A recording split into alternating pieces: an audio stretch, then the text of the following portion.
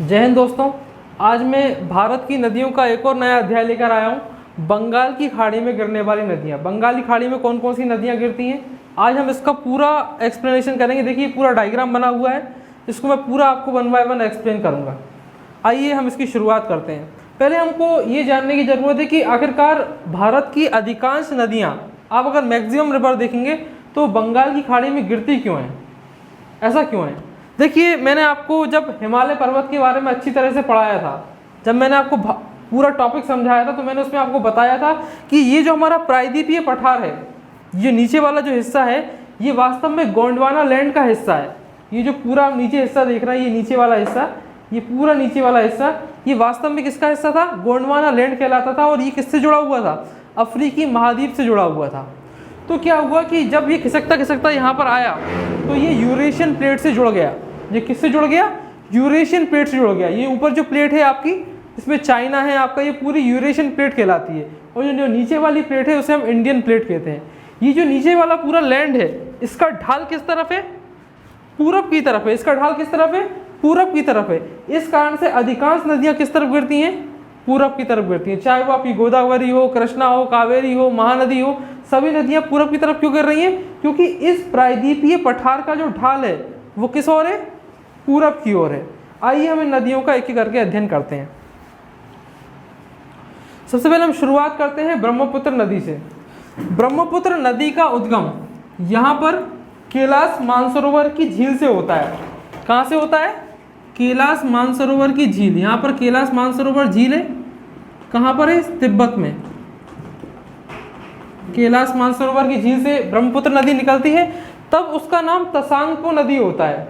यानी कि तिब्बत में और चाइना में ये तसांगपो के नाम से जानी जाती है। ये जो तसांगपो नदी है, ये भारत में दिहांग के दर्रे से प्रवेश करती है। कौन सा दर्रा, दिहांग का दर्रा। दिहांग के दर्रे से ये कहाँ प्रवेश करती है, भारत में। ये दिहांग का दर्रा किस पर्वत पर है, नामचा परवा पर्वत। मैंने आपको बताया था ना, नामचा बरवा, नामचा बरवा पर्वत है, कहाँ पर है, तिब्बत में है। वहां से ये नदी कहाँ एंटर करती है, भारत में एंटर करती है। देखिए ब्रह्मपुत्र नदी के कई जगह पर कई सारे नाम हैं, यही समझने वाली चीज़ है। और सबसे ज़्यादा इंपॉर्टेंट जो टॉपिक है ना, ये पूरे जितने भी हम नदियाँ देख रहे हैं, इसमें सबसे ज़्यादा इंपॉर्टेंट टॉपिक ब्रह्मपुत्र नदी ही है। इसलिए इसको बिल्कुल ध्यान से समझिएगा। जब ये पूरा वीडियो कंप्लीट हो रहा होगा, उसके आखिरी में आपसे 10 सवाल पूछूंगा, आपको उनके आंसर देने हैं, ठीक है ना। तो तसांगपो रिवर कहाँ से निकलती है, कैलाश मानसरोवर से निकलती है। और कहाँ से प्रवेश करती है, दिहांग के दर्रे से भारत के अंदर प्रवेश करती है। जब ये दिहांग के दर्रे से भारत में प्रवेश कर रही होती है, तब इसका नाम क्या रहता है, तसांगपो ही रहता है। जब इसमें दिबांग नदी, दिबांग एक क्या है, छोटी सी सहायक नदी है, जब वो यहाँ पर आके जुड़ जाती है, तब इसका नाम हो जाता है ब्रह्मपुत्र नदी। ध्यान रखिएगा, तब इसका नाम क्या हो जाता है, ब्रह्मपुत्र नदी। और ब्रह्मपुत्र नदी से उसके बाद में एक लोहित और एक सहायक नदी है जो आकर जुड़ती है। इसके बाद ये ब्रह्मपुत्र नदी अरुणाचल प्रदेश से कहाँ आती है, असम में आती है, और असम से फिर बांग्लादेश में प्रवेश करती है। अरुणाचल प्रदेश का जो पूरा क्षेत्र है वो पूरा पर्वतीय क्षेत्र है, जबकि आसाम किस क्षेत्र में है, मैदानी क्षेत्र में। असम किस में है, मैदानी क्षेत्र में। तो जो मैदानी क्षेत्र है, यहाँ पर ये वाला हिस्सा और ये वाला हिस्सा, मैदानी क्षेत्र में यहाँ पर एक बड़ा जल मार्ग है। ब्रह्मपुत्र क्या है, भारत की सबसे चौड़ी नदी है। तो यहाँ पर क्या हो गया है कि जल मार्ग विकसित कर लिया गया है। एक स्थान से दूसरे स्थान पर किसी भी सामान को ले जाने के लिए जिस तरह हमारा सड़क मार्ग होता है, उसी तरह से यहाँ पर जल मार्ग विकसित किया गया है। एग्जाम में क्वेश्चन पूछा जाता है इसमें।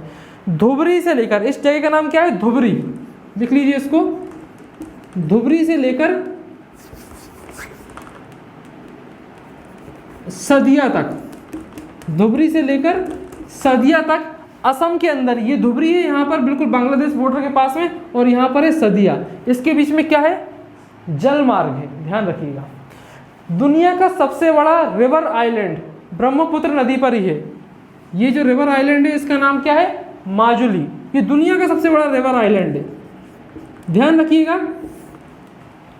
दुनिया का सबसे बड़ा आइलैंड ग्रीनलैंड है। आइलैंड का क्या मतलब होता है, द्वीप का क्या मतलब होता है, वह भूभाग जो चारों ओर से पानी से घिरा हुआ हो। तो ये जो द्वीप है, माजुली नाम का द्वीप, ये कहाँ पर है, ब्रह्मपुत्र नदी में है, ये ध्यान रखिएगा।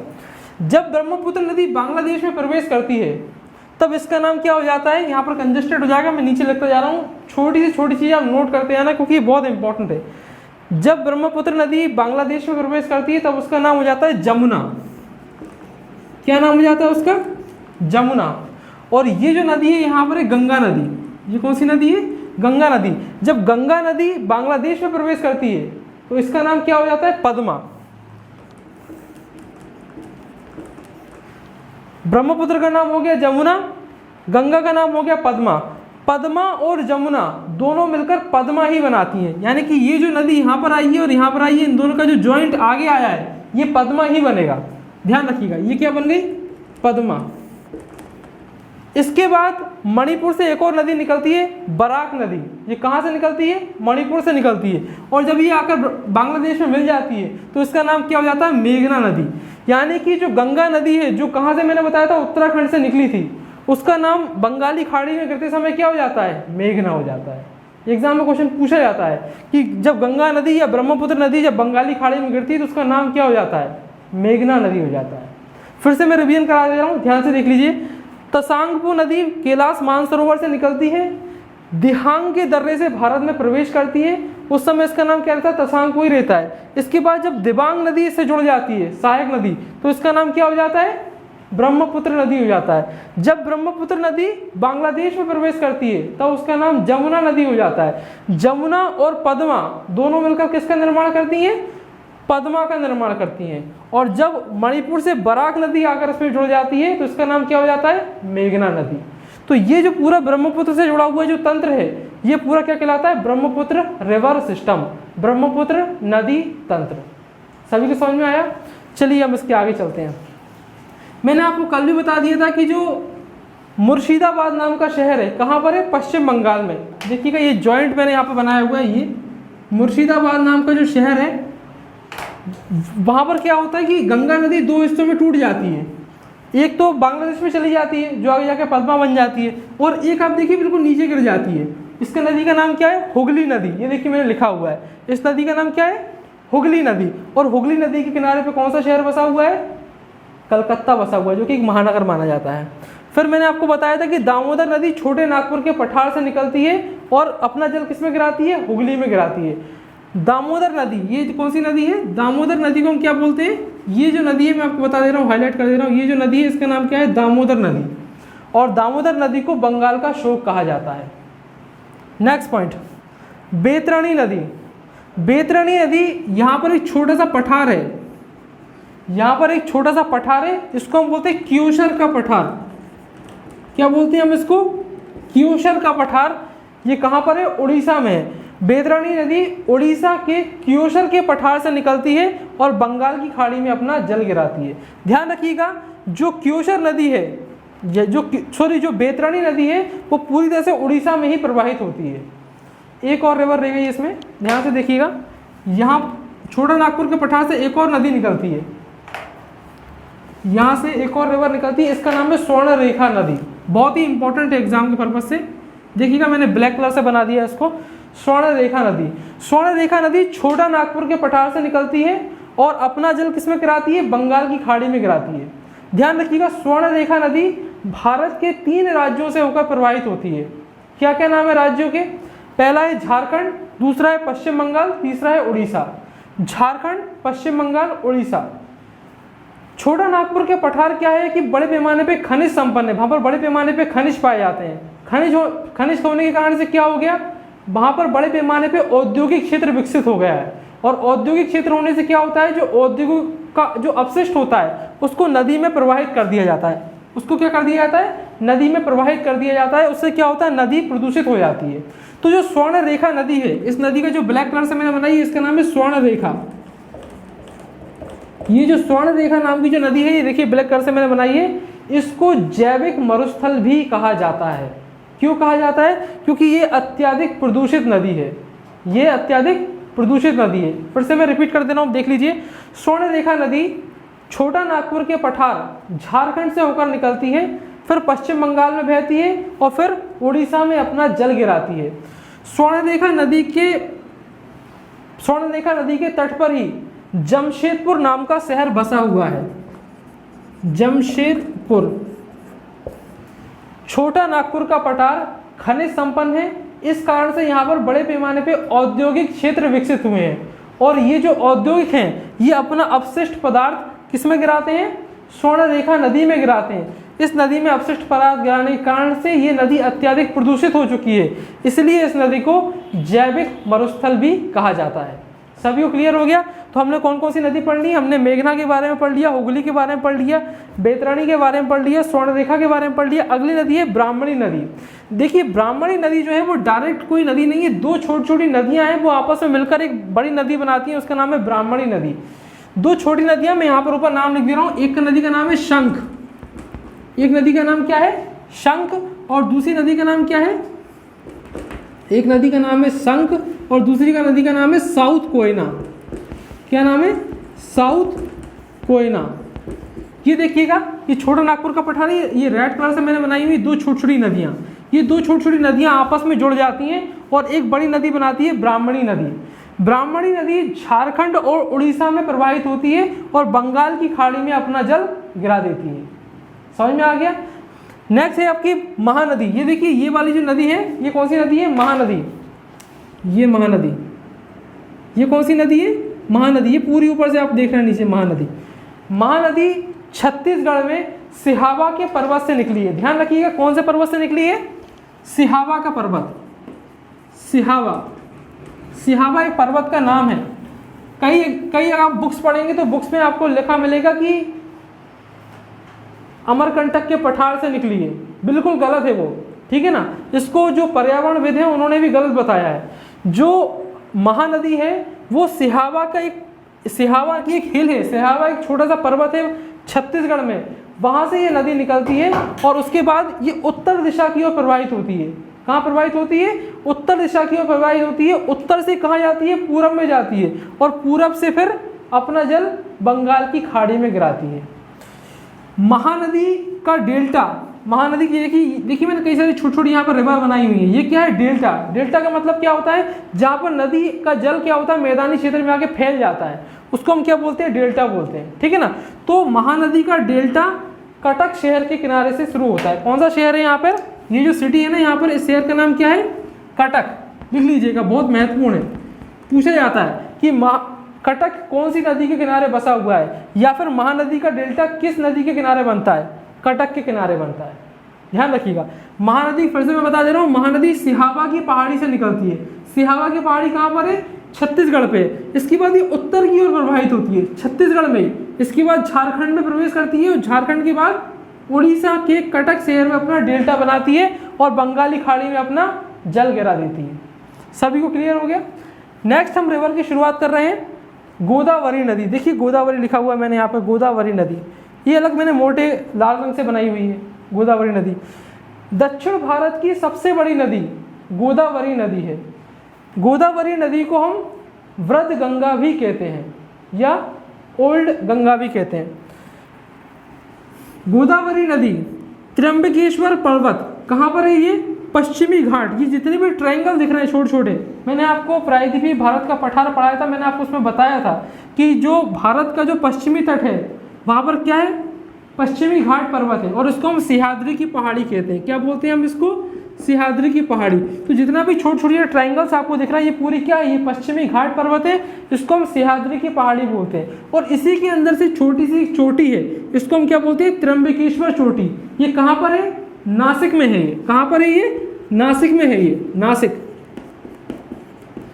नासिक से क्या क्या निकलती है? गोदावरी नदी निकलती है और इसके बाद ये महाराष्ट्र में होकर बहती है, फिर छत्तीसगढ़ और महाराष्ट्र के बॉर्डर पे बहती है, फिर तेलंगाना में जाती है और तेलंगाना के बाद आंध्र प्रदेश में अपना जल गिरा देती है, ठीक है ना।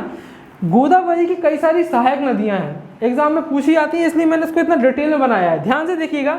सबसे इसकी छोटी नदी है प्रवरा नदी। मैं इसको अलग से लिख दे रहा हूँ, थोड़ा छोटा लिखा हुआ है, आपको दिखाई दे रहा होगा। प्रवरा नदी, ये देखिए छोटी सहायक नदी। प्रवरा नदी जो थी, आपने जब सिंधु घाटी सभ्यता पढ़ा होगा तो प्रवरा नदी के किनारे से ही दक्षिण भारत में जो सिंधु सभ्यता था उसका विस्तार यहाँ तक था। मैंने आपको सिंधु घाटी सभ्यता जब पढ़ाया था क्लासेस में तो मैंने बताया था कि उत्तर में चिनाब से लेकर दक्षिण में प्रवरा नदी तक, पश्चिम में आपका जो आपकी नदी बहती थी बलूचिस्तान में, वहाँ से लेकर और पूरब में आपका जो नोएडा का क्षेत्र है वहाँ तक सिंधु घाटी सभ्यता फैली हुई थी। तो ये जो प्रवरा नदी है यहाँ तक सिंधु घाटी सभ्यता का विस्तार था, ठीक है ना। प्रवरा किसकी सहायक नदी है? गोदावरी की सहायक नदी है। नेक्स्ट देखिएगा वर्धा। वर्धा वर्धा नाम की जो नदी है सहायक नदी किसकी? गोदावरी की। वर्धा और बेनगंगा ये दोनों सहायक नदियाँ मिलकर एक जॉइंट पर कौन सी नदी बनाती हैं? प्राणहिता नदी बनाती हैं। ये जो आप देख रहे हैं ये यहाँ पर आए हुए देखिएगा ध्यान से, ये वर्धा नदी है और ये कौन सी नदी है? बेनगंगा। ये दोनों कहाँ पर मिलती हैं? गढ़चिरौली नाम का एक शहर है, गढ़चिरौली। चल नहीं रहा, शहर का नाम क्या है? गढ़चिरौली। गढ़चिरौली नाम का एक शहर है जो कि नक्सलवाद से प्रभावित है, बिल्कुल महाराष्ट्र की बाउंड्री पर है। तो ये दोनों नदियां वहां पर मिलती हैं और वहां से एक नई रिवर बन जाती है। इसका नाम हो जाता है क्या? प्राणहिता नदी। क्या नाम हो जाता है इसका नाम? प्राणहिता नदी। मैं यहाँ पे लिख देता हूँ प्राणहिता। और प्राणहिता नदी के आगे फिर बेनगंगा नदी मिलती है और फिर आगे जाकर ये गोदावरी में अपना जल गिरा देती हैं। गोदावरी की एक और बहुत इंपॉर्टेंट सहायक नदी है, इसका नाम है इंद्रावती नदी। देखिए ये ब्लैक कलर से मैंने बनाई हुई है, ये जो आपको ब्लैक कलर से दिखाई दे रही है ये पूरी नदी, ये कौन सी नदी है? इंद्रावती नदी। ये कहाँ से निकलती है? छत्तीसगढ़ में एक दंडकारण्य का पठार है। मैं लिख देता हूँ यहाँ पे, छत्तीसगढ़ में कौन सा पठार है? दंडकारण्य का पठार। आपने रामायण अगर पढ़ी होगी तो रामायण में आपने कई सारे कांड सुने होंगे, बाल कांड, सुंदर कांड। उनमें से एक और कांड था दंडकारण्य कांड। दंडकारण्य के जंगल हैं, कहाँ पर हैं? दक्षिण छत्तीसगढ़ में है। जब भगवान राम को वनवास हुआ था 14 वर्ष का, तो वो दंडकारण्य के जंगलों से होकर गुजरे थे। तो इस पठार का नाम भी उस आधार पे क्या हो गया? दंडकारण्य का पठार। और दंडकारण्य के पठार से ये नदी निकलती है, कौन सी नदी? इंद्रावती नदी, जो अपना जल किस में गिराती है? बंगाल की खाड़ी में गिराती है। तो दोस्तों ये गोदावरी नदी कंप्लीट हो गई, बहुत महत्वपूर्ण एग्जाम के पर्पज से। नेक्स्ट रिवर की ओर आते हैं, कृष्णा नदी। कृष्णा नदी महाबलेश्वर के पर्वत से होकर निकलती है। ये कहाँ पर है? पश्चिमी घाट पे है। ये भी कहाँ पर है? महाराष्ट्र में। यहाँ से ये नदी होकर निकलती है, ये 4 राज्यों से होकर प्रवाहित होती है। पहले ये महाराष्ट्र से निकलती है, महाराष्ट्र से कर्नाटक में जाती है, कर्नाटक से तेलंगाना में, और तेलंगाना के बाद आंध्र प्रदेश पे अपना जल गिरा देती है, वहाँ पर डेल्टा बनाती है। गोदावरी और कृष्णा नदी का डेल्टा आपस में जुड़ गया। देखिए ये मैंने गोदावरी का डेल्टा बनाया हुआ है और ये मैंने किसका डेल्टा बनाया हुआ है? ये कृष्णा नदी का डेल्टा बनाया हुआ है। गोदावरी और कृष्णा नदी के डेल्टा के बीच में एक बहुत बड़ी झील है, इसका नाम है कोलेरू झील। क्या नाम है झील का नाम? कोलेरू झील। एग्जाम में पूछा जाता है गोदावरी और कृष्णा के बीच में कौन सी झील है? कोलेरू झील है। आइए सहायक नदियों के बारे में चर्चा कर लेते हैं। कृष्णा नदी के, कृष्णा की सबसे बड़ी सहायक नदी है तुंगभद्रा नदी। कौन सी नदी है? तुंगभद्रा नदी। असल में 2 छोटी छोटी नदियां हैं, यहाँ पर देखिए ब्लैक कलर से बनाया है, तुंग और भद्रा। ये दोनों नदियां मिलकर एक रिवर बनाती है, इसका नाम हो जाता है तुंगभद्रा नदी। कृष्णा नदी की सबसे बड़ी सहायक नदी कौन सी नदी है? तुंगभद्रा नदी, जो कर्नाटक में और कहाँ प्रवाहित होती है? तेलंगाना में। कर्नाटक और तेलंगाना में प्रवाहित होती है। इसके बाद दूसरी जो बड़ी नदी है कृष्णा की, उसका नाम है भीमा नदी। देखिए मैंने भीमा नदी बनाई हुई है, ये कहाँ से? महाराष्ट्र में और कर्नाटक में प्रवाहित होती है। ये 2 बड़ी सहायक नदियाँ हैं, ठीक है ना। वैसे तो ऐसी कई सारी सहायक नदियाँ हैं, अगर हम इतनी सारी सहायक नदियों के बारे में पढ़ेंगे तो फिर हमने जो पढ़ा है हम वो भी भूल जाएंगे। लेकिन जो इंपॉर्टेंट एग्जाम के पर्पज से उतना पढ़ना तो हमें आवश्यक है, ठीक है ना। फिर तीसरी जो इसकी सहायक नदी है, इसका नाम है मूसी नदी। मूसी नदी के किनारे तेलंगाना की राजधानी है, बहुत इंपॉर्टेंट है, हैदराबाद। आपने सुना होगा, पूछा जाता है कि हैदराबाद किस नदी के किनारे बसा हुआ है? मूसी नदी के किनारे बसा हुआ है। मूसी किसकी सहायक नदी है? कृष्णा की सहायक नदी है, ठीक है। नेक्स्ट हम जाते हैं पेन्नार नदी। आंध्र प्रदेश की एक बहुत ही महत्वपूर्ण नदी है पेन्नार नदी। पूछी जाती है कि पेन्नार नदी अपना जल किस में गिराती है? बंगाल की खाड़ी में गिराती है। कहाँ से होकर निकलती है? कर्नाटक से आंध्र प्रदेश की ओर, ठीक, इतना सफिशिएंट है। अगली इंपॉर्टेंट जो नदी है वो है कावेरी नदी। कावेरी नदी ब्रह्मगिरी पर्वत से होकर निकलती है। ब्रह्मगिरी का पर्वत कहाँ पर है? पश्चिमी घाट पे है। कावेरी नदी कर्नाटक से होकर निकलती है और तमिलनाडु में प्रवाहित होती है और दक्षिण भारत में सबसे बड़ा अपना डेल्टा बनाती है। अगर आपसे पूछा जाए कि दक्षिण भारत में सबसे बड़ा डेल्टा कौन सी नदी बनाती है, कावेरी नदी बनाती है। कहाँ से होकर निकलती है, ब्रह्मगिरी के पर्वत से होकर निकलती है। कावेरी नदी के किनारे एक बहुत ही इंपॉर्टेंट सिटी है, उसका नाम है श्रीरंगपट्टनम। श्रीरंगपट्टनम, क्या नाम है, श्रीरंगपट्टनम। कहाँ पर, किस नदी के किनारे, कावेरी नदी के किनारे। नेक्स्ट समझ आते हैं वेगाई नदी। वेगाई नदी कहाँ से निकलती है, पारुसनाथ की पहाड़ी से होकर निकलती है। पारुसनाथ की पहाड़ी कहाँ पर है, पश्चिमी घाट पर्वत पर है, वहाँ से ये वेगाई नदी होकर निकलती है और अपना जल भारत और श्रीलंका के बीच में जो जल डमरूबद्ध है, मैं यहाँ पे बता देता हूँ आपके लिए, ध्यान से देखिएगा। ये भारत, दक्षिण भारत है हमारा, दक्षिण भारत के नीचे श्रीलंका है ऐसा, इसके बीच में क्या है, राम सेतु बना हुआ है। ये छोटा सा जो जगह है इसको बोलते हैं पाक जल संधि। क्या बोलते हैं हम इसको, पाक जल संधि। तो ये जो बेगाई नदी है, जो मैंने बिल्कुल नीचे दिखाई है, ये बेगाई नदी, देखिए मैंने यहाँ पर लिखा हुआ है बेगाई नदी, ये अपना जल इस पाक जल संधि में गिराती है। नेक्स्ट पॉइंट, आखिरी नदी है ताम्रपाणी नदी। ताम्रपाणी नदी मैंने आपको बताया था, प्रायद्वीपीय भारत का पठार पढ़ाया था कि भारत की सबसे दक्षिणी पहाड़ी जो है, सबसे दक्षिणी पहाड़ी का नाम क्या है, कार्डामम पहाड़ी। कार्डामम पहाड़ी, कार्डामम पहाड़ी पर एक चोटी है, अगस्त्यमलई की चोटी। अगस्त्यमलई की चोटी से एक छोटी सी नदी निकलती है, ताम्रपाणी नदी, जो बिल्कुल जो मैंने ऐसा बनाया था यहाँ पर, श्रीलंका एक छोटा सा क्षेत्र, यहाँ पर जो एक खाड़ी है इसको बोलते हैं मन्नार की खाड़ी।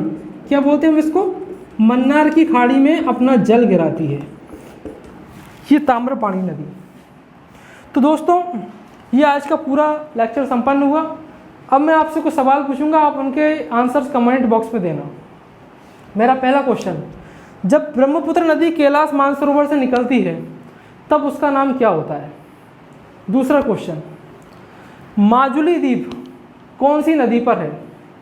तीसरा क्वेश्चन, इंद्रावती नदी कौन से पठार से होकर निकलती है।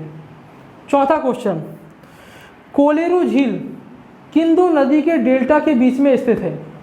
पांचवा क्वेश्चन, मूसी नदी के किनारे कौन सा शहर बसा हुआ है। छठा क्वेश्चन,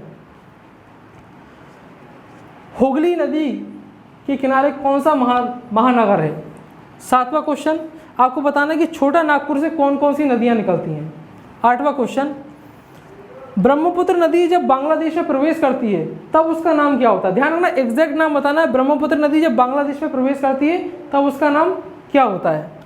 नवा क्वेश्चन, कृष्णा नदी की सबसे बड़ी सहायक नदी कौन सी है। और 10वां क्वेश्चन, मन्नार की खाड़ी में गिरने वाली नदी का नाम बताइए। आप अपने सभी सवालों के जवाब कमेंट बॉक्स में दीजिएगा और हमारे चैनल को सब्सक्राइब जरूर कीजिए। देखिए लॉकडाउन के समय में हम सभी आ रहे हैं, अनुज सर आ रहे हैं, तरुण सर आ रहे हैं और हम सभी आपके लिए लेक्चर दे रहे हैं, तो कम से कम हम हमारे वीडियो को शेयर तो कर ही सकते हैं। हमारे वीडियो को लाइक कीजिए, शेयर कीजिए और हमारे चैनल को सब्सक्राइब जरूर कीजिए। बहुत बहुत धन्यवाद।